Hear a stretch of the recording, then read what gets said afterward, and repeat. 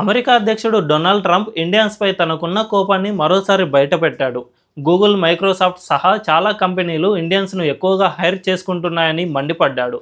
తమ దేశంలో ట్యాక్సెస్ను తీసుకుంటూ చాలా కంపెనీలు చైనాలో మ్యానుఫ్యాక్చరింగ్ చేస్తూ ఉన్నాయని, అక్కడ ఇండియన్స్ను ఎక్కువగా హైర్ చేసుకుంటున్నారని అన్నారు. ఈ మ్యానుఫ్యాక్చరింగ్లో అమెరికన్స్కు అస్సలు ప్రాధాన్యత ఇవ్వడం లేదని కోపడ్డారు.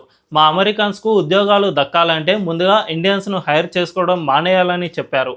అయితే ఇక్కడ ట్రంప్కు అర్థం కాని విషయం ఏమిటంటే, ఎప్పుడైనా టెక్ కంపెనీలు టాలెంటెడ్ పీపుల్కే ఫస్ట్ ప్రిఫరెన్స్ ఇస్తాయి. మన ఇండియాలో టాలెంటెడ్ హ్యూమన్ రిసోర్స్ చాలా ఎక్కువ. అందుకే ఇప్పటికీ ప్రపంచంలో ఎక్కడ చూసినా మన ఇండియన్సే ఎక్కువగా ఉద్యోగాలు చేస్తూ కనిపిస్తారు. ఆ టాలెంట్ అమెరికన్లలో లేనందుకే ఆ దేశానికి మన ఇండియన్స్ వెళ్ళి పనిచేస్తూ ఉన్నారు. దీన్ని గుర్తించకుండా ఇండియన్స్ను దూరం పెట్టాలని చెబుతున్నాడు ట్రంప్. ఒకవేళ అదే జరిగితే మొదట నష్టపోయేది అమెరికానే.